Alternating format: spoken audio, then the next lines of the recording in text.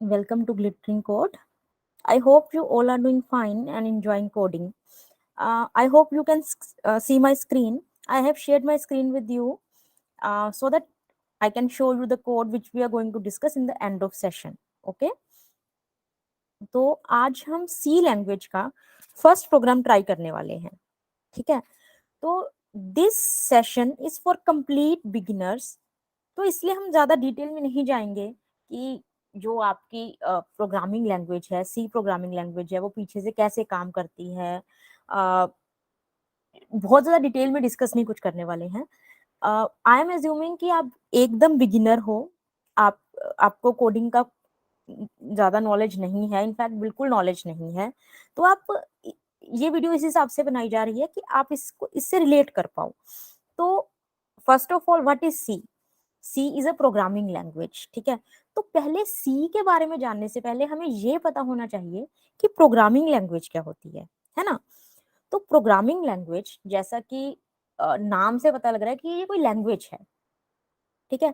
जो कि computer can understand. Obviously humans should also understand, ताकि आप कंप्यूटर को समझा सको. But it's a language that computer can understand. ठीक है? तो आप भी समझते हो वो लैंग्वेज, कंप्यूटर भी समझता है. ठीक है? और इस लैंग्वेज के जरिए आप कम्युनिकेट कर सकते हो, है ना?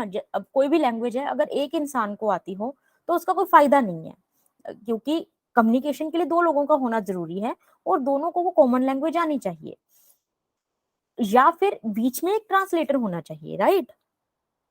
तो जो ये प्रोग्रामिंग लैंग्वेज है, ये ऐसी लैंग्वेज है जो आपको भी समझ आती है, आपके कंप्यूटर को भी समझ आती है. तो आपको कंप्यूटर से जो भी काम करवाना है, बेसिकली आप इस लैंग्वेज में उसको बोलोगे कि ये मुझे काम करना है, और वो आपको करके दे देगा. Okay? So basically through a programming language you are giving instructions to the computer कि उसको क्या क्या करना है. ठीक है? But now you will say कि हमने तो पढ़ा है कि computer just understand binary, it understand only 0 और इट अंडरस्टैंड 1. तो ये इतना कुछ कैसे समझेगा? आई मीन, इसमें तो बहुत कुछ लिखते हैं हम प्रोग्रामिंग लैंग्वेज में. ये आप जो देख रहे हो, ये फर्स्ट प्रोग्राम है काइंड ऑफ. तो इतना कुछ लिखा हुआ है, ये कैसे समझेगा? तो अ, ये बात, इट इज स्टिल ट्रू कि कंप्यूटर सिर्फ 0 1 समझता है. प्रोग्रामिंग लैंग्वेज कंप्यूटर को कैसे समझ आएगी, वो अभी हम डिस्कस करने वाले हैं. ठीक है? जैसे मैंने अभी एक टर्म यूज की थी, ट्रांसलेटर. ठीक है? तो ऐसे ही एक बीच में ट्रांसलेटर आता है, जो आपकी लैंग्वेज को, बेसिकली जो प्रोग्रामिंग लैंग्वेज है, उसको क्या करता है, उसको 0 1 में कन्वर्ट करके कंप्यूटर को देता है. अब कंप्यूटर को 0 1 समझ आता है, तो बीच में ट्रांसलेटर है. I hope you understand translator, है ना? ट्रांसलेटर जैसे मान लीजिए मुझे हिंदी आती है और आपको हिंदी नहीं आती, आपको इंग्लिश आती है. तो कोई बीच में एक ऐसा बंदा बैठा होगा जो हिंदी को इंग्लिश में कन्वर्ट कर देगा, और वो इंग्लिश फिर आपको आगे बता देगा, आप इंग्लिश में समझ पाओगे मेरी बात. ठीक है? इसी तरीके से अगर आपको मुझे कुछ कन्वे करना है, तो आप पहले इंग्लिश में बोलोगे, वो ट्रांसलेटर इंग्लिश को हिंदी में कन्वर्ट करेगा, वो हिंदी मुझे समझ आएगी. ओके? तो इसी तरीके से कंपाइलर का काम क्या है कि कंपाइलर प्रोग्रामिंग लैंग्वेज को इनपुट में लेके उसको बाइनरी में कन्वर्ट करेगा, जो कंप्यूटर को समझ आती है. कंप्यूटर उसको समझ के जो भी आप उसको करने को बोल रहे हो वो करेगा. फिर जो भी आपकी आउटपुट आएगी, फिर से आपको ह्यूमन रीडेबल फॉर्मेट में आउटपुट मिल जाएगी. ठीक है? तो जो ये मैं बीच में ट्रांसलेटर की बात कर रही हूँ ना, this is called the compiler. ठीक है? तो हर प्रोग्रामिंग लैंग्वेज का, whether it is C, it is C plus plus, Java, visual basic, basic, और एनी अदर लैंग्वेज, सबका एक अपना कंपाइलर होगा. अब मैं बहुत ज्यादा डिटेल में नहीं जाना चाहती. दो चीजें होती है, एक होता है कंपाइलर और एक होता है इंटरप्रेटर. ठीक है? तो वो हम एक एक सेपरेट वीडियो होगी कि कंपाइलर और इंटरप्रेटर में क्या फर्क होता है. बट अभी के लिए आप मान लीजिए कि जो बीच में जो ट्रांसलेटर बैठा है वो कंपाइलर है. ठीक है? तो नेक्स्ट थिंग इज कि जो अ, जो कंपाइलर है, it's a software, it's like a product. जैसे मार्केट में बहुत सारे प्रोडक्ट आते हैं. फॉर एग्जांपल टूथपेस्ट एक प्रोडक्ट है, सोप एक प्रोडक्ट है, या फिर आपके क्लोथ्स एक प्रोडक्ट है. और हर प्रोडक्ट के इतने सारे ब्रांड्स अवेलेबल हैं मार्केट में, और हर ब्रांड की अपनी एक अलग आइडेंटिटी है, उसके अलग यूजेज है।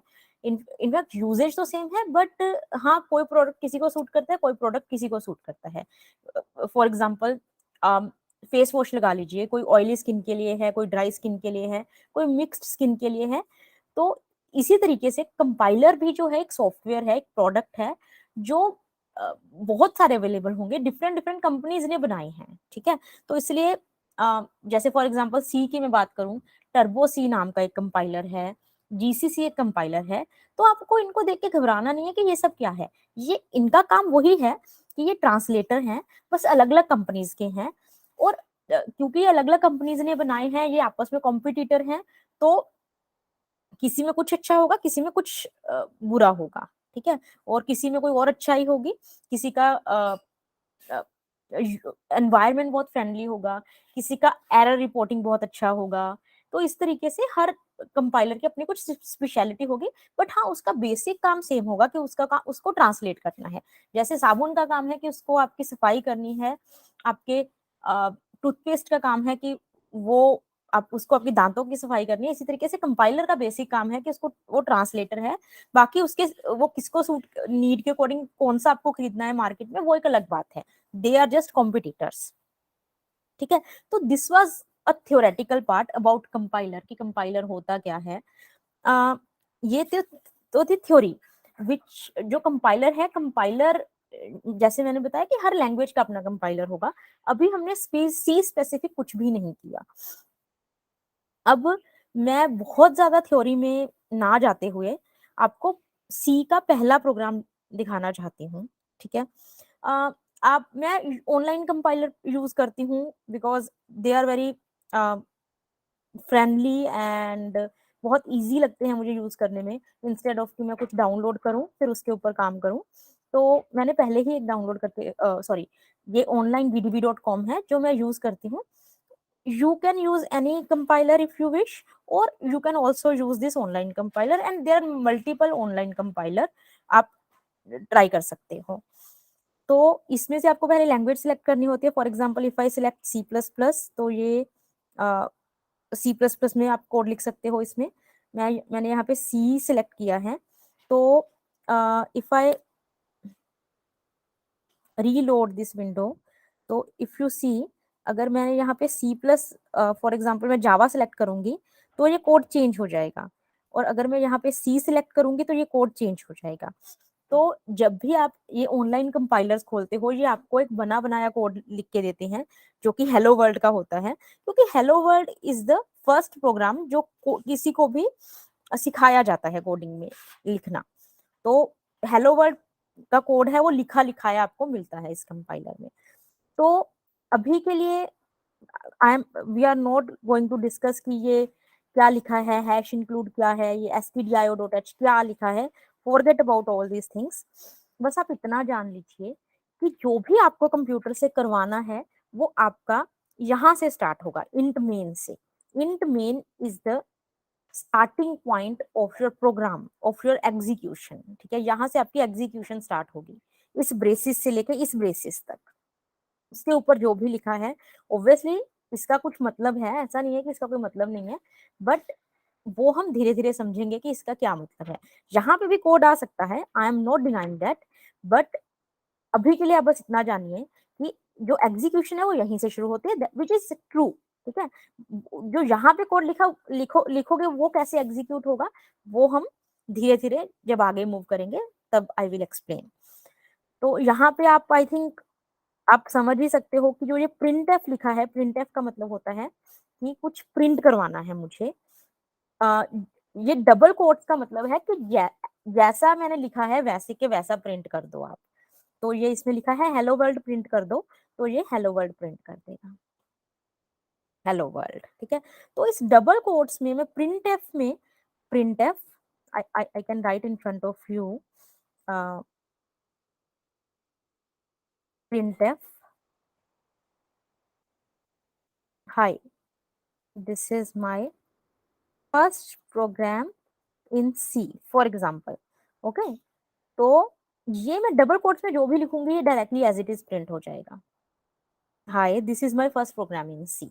ओके, अभी के लिए आप मान लीजिए कि जो ये स्टेटमेंट है रिटर्न 0, ये स्टेटमेंट है, लास्ट स्टेटमेंट होती है ये हमारे इस कोड की, जो भी इस बेसिस के अंदर लिखा होगा ना, उसमें लास्ट स्टेटमेंट होगी वो होगी रिटर्न 0।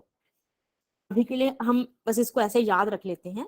जब हम डिटेल में डिस्कस करेंगे कि ये रिटर्न का क्या मतलब होता है, देन आई विल एक्सप्लेन कि व्हाट डज इट मीन, और इसके अलावा यहाँ पे कुछ और भी हो सकता है क्या। Okay, so this was about our first program in C program. Next lecture में हम थोड़ा और आगे बढ़ेंगे, जिसमें हम देखेंगे कि आप सी में एक सम का प्रोग्राम कैसे बना सकते हो, मल्टीप्लाई कैसे कर सकते हो। ठीक है, so stay tuned, like the video, thanks for joining in, please like and share it with your friends, thank you.